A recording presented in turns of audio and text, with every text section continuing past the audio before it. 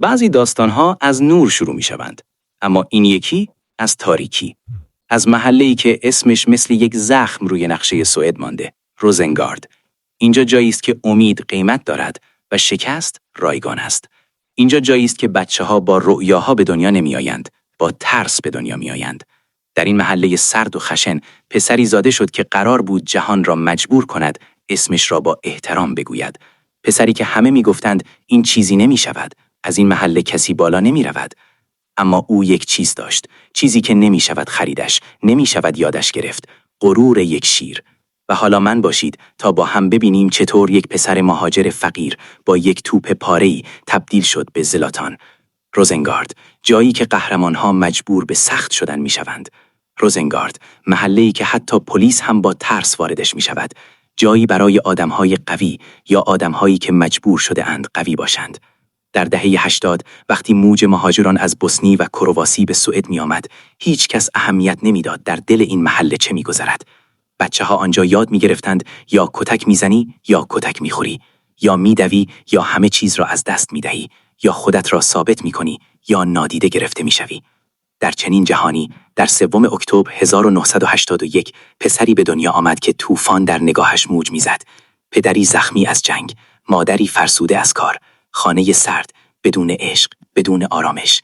اما در آن خانه موجودی رشد می‌کرد که قرار بود سالها بعد بگوید من از هیچ آمده‌ام، اما برای هیچ ساخته نشده‌ام. این آغاز حماسه زلاتان ابراهیموویچ است. بخش 2. پدری که زندگی را از جنگ می‌دید، شفیک ابراهیموویچ، مردی که از بوسنی با قلبی له شده آمده بود. او جنگ را دیده بود، گلوله، خون، مرگ دوستان، نابودی خانه‌ها، و این زخم‌ها را با خودش آورد تا داخل همان خانه کوچک همراه همسر و فرزندانش زندگی کند. شفیک محبت را بلد نبود بغل کند، فریاد نزند، آرام باشد. اما یک چیز داشت، غرور. هر وقت زلاتان می‌خواست از مشکلاتش بگوید، پدرش می‌گفت مرد باش، دنیا به تو رحم نمی‌کند. او به جای هدیه دادن زلاتان را به اتاقی پر از کاست‌های موسیقی بوسنیایی می‌برد، جایی که صدای ویولون جای خالی محبت را پر نمی‌کرد. اما یک چیز را ساخت، روحی سخت. سالها بعد زلاتان گفت پدرم سختگیر بود، اما اگر او نبود من این نمی‌شدم. بخش 3. مادری که همیشه خسته بود. جورکا، مادر کروات زلاتان، زنی که همیشه با عجله کار می‌کرد، سریع راه می‌رفت، با اضطراب حرف می‌زد و با عصبانیت آشپزی می‌کرد. نه وقت داشت، نه انرژی، نه آرامش. او 3 کار می‌کرد تا 5 بچه را زنده نگه دارد. و این یعنی محبت. کم، خیلی کم. برای همین زلاتان یاد گرفت به کسی تکیه نکند. او نه آغوش گرم داشت، نه حمایت عاطفی، نه آرامش خاله واقعی. اما این کم بود تبدیل شد به یک سوخت یک شخصیت غیر قابل شکست. بخش 4. توپ پاره‌ای که جهان را تغییر داد. زلاتان آنقدر فقیر بود که کفش نداشت، توپ نداشت، حتی لباس درست و حسابی نداشت. اما یک توپ پاره توی یک زمین خاکی در محوطه میان بلوک‌های روزنگارد برای شروع یک انقلاب کافی بود. او ساعتها، روزها، شبها با یک توپ بی ارزش تمرین می‌کرد. کنترلش را طوری تقویت کرد که توپ مثل بخشی از بدنش شده بود. همه می‌گفتند این پسر زیادی وحشیه، زیادی لجبازه، زیادی حرف گوش نمی‌کنه. اما او گوش نمی‌داد. او فقط یک چیز می‌خواست، فرار. فوتبال دروازه‌ای بود که باید خودش با لگد بازش می‌کرد. بخش 5. زلاتان و شروع جنگ با دنیا. مدرسه، افتضاح. معلم‌ها از او متنفر بودند. زلاتان دردسر درست می‌کنه، تمرکز نداره، احترام نمی‌ذاره. او هم می‌گفت اونا از من می‌ترسند. زلاتان یاد گرفت باید بجنگد، باید فریاد بزند، باید هر روز خودش را ثابت کند. او هر روز با بچه‌ها دعوا می‌کرد، فقط به خاطر اینکه کسی نگوید تو هیچ کاره‌ای. این جنگ‌های کوچک او را برای جنگ‌های بزرگتری در آینده آماده کرد. بخش 6. مالمو اف اولین دروازه واقعی. وقتی زلاتان وارد آکادمی مالمو شد، خیلی‌ها اعتراض کردند. این بچه بی‌ادبه، مشکل سازه، برای باشگاه دردسر میاره. ولی مربی به نام یوناس تورلاند چیزی دید که بقیه نمی‌دیدند. بذارید این بچه بازی کنه. او یک حیولاست، فقط باید آزاد بشه. زلاتان به سرعت تبدیل شد به نابغه تیم، کنترل فوق‌العاده، جس قوی، حرکات غیرمنتظره، اما غرورش بیشتر و بیشتر. بخش 7. اولین کاراکتر. زلاتان واقعی شکل می‌گرفت. او همیشه دیر تمرین می‌آمد، به حرف کسی گوش نمی‌داد، با بازیکن‌ها دعوا می‌کرد، با مربی‌ها بحث می‌کرد، اما یک چیز داشت، توانایی غیر انسانی. سال 1999 وقتی 18 ساله شد، در مالمو مثل یک شبح می‌رخشید. مدافع‌ها نمی‌دانستند چطور باید جلوی او را گرفت. او مثل یک رقصنده بود، اما با قدرت یک موج آهنین، و برای اولین بار چشم باشگاه‌های اروپایی به او افتاد. بخش 8. آرسنال، تست و غرور افسانه‌ای. اولین پیشنهاد بزرگ، آرسنال و آرسن ونگر. ونگر گفت بیا تست بده. زلاتان با ناباوری نگاهش کرد. زلاتان تست نمی‌دهد. یا من را می‌خواهی یا نمی‌خواهی. این جمله در تاریخ ماندگار شد. آن روز جهان تازه فهمید این پسر مهاجر فقیر فقط فوتبالیست نیست، او یک کاراکتر است و سرنوشتش قرار بود او را به آژاکس ببرد، جایی که ماشین تبدیل به اسطوره می شود. بخش 9. آژاکس، جایی که یک هیولا کامل شد. آژاکس سرزمین استادهای تکنیک، باشگاهی که همیشه برای ساختن نابغه‌ها شناخته میشد. اما زلاتان با سبک خودش آمده بود، سبکی که شبیه هیچ کس نبود. تمرین اول شوکی برای همه. مربی‌ها زیر لب میگفتند این پسر مثل یک گاو وحشی میدود، ولی توپ پا به پایش میرقصد. این یعنی چی؟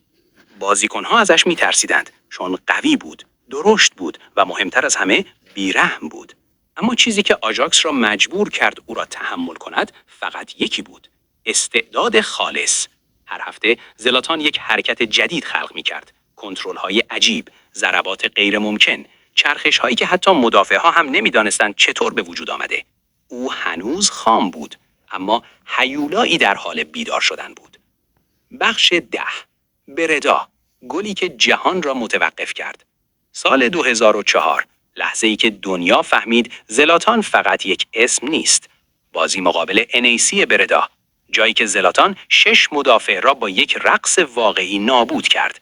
سر توپ، چرخش، توقف، فریب، ضربه آخر، همه خشکشون زد. مربی‌ها، تماشاگرها، حتی بازیکن‌های آژاکس. بعد از گل، گزارشگر فریاد زد این دیگر فوتبال نیست، این هنر است. آن گل زلاتان را از یک بازیکن جوان به یک شهاب جهانی تبدیل کرد. روز بعد تلفن آژاکس منفجر شد. یوونتوس، روم، بارسا، میلان، همه زلاتان را می‌خواستند. بخش 11. یوونتوس، ورود به لیگ هیولاها. سری آ سال 2004 سخت‌ترین لیگ جهان بود، جایی که مدافع‌ها دندانهایشان را روی مهاجم‌ها قفل می‌کردند. اما زلاتان از روز اول ثابت کرد خطرناکتر از آنهاست. با دیلیو روسی و بعد مارچلو لیپی زلاتان رشد کرد. قدرت بدنیش بهتر شد، هوشش بالاتر رفت و تبدیل شد به مهاجمی که حتی مدافعان افسانه‌ای از او می‌ترسیدند. او کنار دل پیرو بازی می‌کرد، اما عجیب این که همیشه خودش را ستاره اصلی می‌دید و شاید همین اعتماد به نفس افراطی بود که همیشه او را متفاوت می‌کرد. بخش 12. فابیو کاپلو، ساخت یک هیولای واقعی. وقتی کاپلو آمد، فوتبال زلاتان تغییر کرد. کاپلو گفت زلاتان شوت ندارد، بیفایده است، و او را مجبور کرد هر روز 500 ضربه فقط با پای راست و 500 ضربه فقط با پای چپ بزند. زلاتان میگفت من فکر کردم میخواهد مرا بشکند، ولی داشت من را میساخت. در همین دوره بود که زلاتان به یک قاتل تبدیل شد. قدرت زیاد، سرعت بالا، بدن آماده و ذهنی که هیچ چیز جلودارش نبود. اما اتفاقی در راه بود که همه چیز را خراب می‌کرد. بخش 13. کالچیوپولی، سقوط یوونتوس، سقوط همه. سال 2006 جنجال بزرگ کالچیوپولی فوتبال ایتالیا را لرزاند. یوونتوس سقوط کرد، به دسته دوم رفت. همه ستاره‌ها فرار کردند. زلاتان گفت من نمیمانم، من باید بالا بمانم، و ناگهان پیشنهادی از اینتر رسید، باشگاهی که قرار بود او را به یکی از بزرگترین مهاجمان تاریخ لیگ تبدیل کند. بخش 14. اینتر، سلطنت مطلق بر سری آ. زلاتان وارد اینتر شد و با مورینیو آشنا شد، مربی که زلاتان بعدها گفت برای مورینیو جان میدهم. او در اینتر سالهای طلایی خودش را ساخت، قهرمانی پشت قهرمانی، گل‌های عجیب، شوت‌های غیر ممکن، تکامل کامل قدرت بدنی. اما یک چیز کم بود. او می‌خواست اروپا را تسخیر کند، لیگ قهرمانان، رویایی که همیشه دنبالش می‌دوید، و برای این رویا به بارسلونا رفت. بخش 15. بارسلونا، زیباترین شروع، تلخترین پایان. بزرگترین اشتباه زندگیش؟ شاید. ابتدا همه چیز عالی بود. گل‌های پشت سر هم، بازی‌های درخشان، پاس‌های شاوی و اینیستا. اما بعد مشکل شروع شد. او با گواردیولا جنگید. فلسفه پپ با شخصیت زلاتان نمیخواند. زلاتان گفت پپ جنرال بود، اما نمیتوانست با یک شیر کار کند. اختلاف به جایی رسید که حتی در رختکن با هم حرف نمیزدند و زلاتان در اوج درگیری باشگاه را ترک کرد. اما مقصدش کجاست؟ جایی که قرار بود دوباره به او تاج بدهد. بخش 16. میلان. بازگشت به تخت پادشاهی. در میلان زلاتان دوباره پادشاه شد. تیم را بالا کشید، درخشید، رهبری کرد. هواداران میگفتند وقتی او در زمین است تیم نمیترسد. او قهرمانی دیگری به دست آورد و دوباره ثابت کرد مهاجمی که روی دستش در سری آ نیست. اما بالاخره زمان زلاتان رسید که قرار بود لقب خدای پاریس را بگیرد. بخش 17. یک مرد، یک شهر. پاریس. شهر عاشقان. اما با ورود زلاتان شهر شیرها شد. 4 فصل. 122 گل. رکورد پشت رکورد. او گفت من به فرانسه نیامدم. فرانسه را تسخیر کردم. پاریس عشقش شد. همه عاشقش شدند. او نماد باشگاه شد. اما زمان گذشت. سن بالا رفت. اما غرورش هرگز. و بعد سرنوشت او را به انگلیس فرستاد. بخش 18. منچستر یونایتد. پیری که پیری نبود. وقتی به یونایتد رفت همه گفتند زلاتان تمام شده. اما او باز هم ثابت کرد اشتباه می کنند. او جام گرفت، گل زد، تیم را بالا کشید و یک جمله جاودانه گفت: حتی اگر من را روی ویلچر بگذارید باز هم گل میزنم. اما یک مصدومیت بزرگ فصلش را خراب کرد. همه فکر کردند پایانش است، اما او به جای پایان یک قاره جدید را انتخاب کرد. بخش 19. کابوس امریکایی ها. او به امریکا رفت و در اولین بازیش گلی زد که دنیا را شوکه کرد. شوتی از 40 متری در اولین لمس توپ. مفسرها فریاد زدند زلاتان MLS را رسما نابود کرد. در امریکا او یک اسطوره شد، اما قلبش هنوز در اروپا بود و دوباره برگشت به جایی که داستانش را شروع کرده بود: میلان.